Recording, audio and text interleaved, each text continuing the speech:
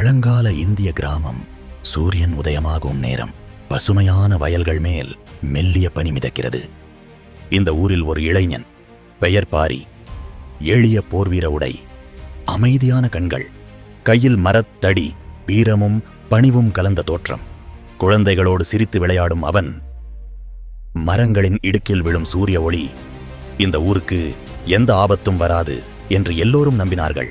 ஆனால் ஆலமரத்தடியில் வட்டமாக உட்கார்ந்த மூத்தவர்கள் தீவிரமான முகத்தோடு பேசினார்கள். ஒரு மூப்பர் கையை உயர்த்தி எச்சரித்தார். வடக்கே ஓடும் அந்த நதி, அது தடை செய்யப்பட்ட இடம். அங்கு செல்லக்கூடாது. இருண்டு ஓடும் அந்த நதி. மேலே மூடுபனி. மரணத்தின் வாசல் போல நின்றது. தூரத்தில் நின்ற பாரி அந்த நதியை பார்த்து கொண்டே இருந்தான். காற்றில் அவன் முடி பறந்தது. உள்ளத்தில் பயமும் ஈர்ப்பும் மோதின. திடீரென வானம் இருண்டது.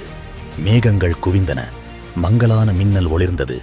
அவன் கை தடியை இறுகப் பிடித்தது. இரவு வந்தது. கிராமத்தில் எண்ணெய் விளக்குகள் மெல்ல ஒளிர்ந்தன. அமைதி, ஆனால் பெரும் புயலுக்கு முன்பான அமைதி. தீப்பந்தம் ஏந்தி தனியாக நடந்தான் பாரி. நதியை நோக்கி பனி உருண்டது. இருள் அடர்ந்தது. நிலவொளியில் நதி அவன் கண்ணில் பட்டது. நதியில் மிதக்கும் ஒரு வெள்ளைத் துணி. யோசிக்காமல் பாரி நதியில் குதித்தான். நீர் தெறித்தது. மெதுவாக அவன் கைகளால் இழுத்தெடுத்தான். நினைவிழந்த ஒரு இளம் பெண்ணை. ஈரமான முடி, வெளிரிய முகம். நிலவு நீரில் பிரதிபலித்தது. அவளுக்கு மூச்சு இருக்கிறதா என்று பயத்துடனும் அக்கறையுடனும் சோதித்தான். அவள் இருமினாள். பலவீனமாக மூச்சுவிட்டாள். தண்ணீர் முடியிலிருந்து சொட்டியது. மெல்ல அவள் கண்கள் திறந்தன.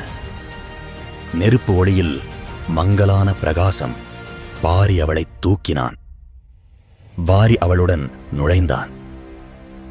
உதடுகள் அசைந்தன. ஏதோ முணுமுணுத்தாள்.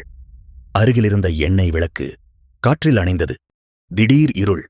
இருளுக்குள் ஒரு பழங்கால ராஜ்யத்தின் விதி மாறத் தொடங்கியது.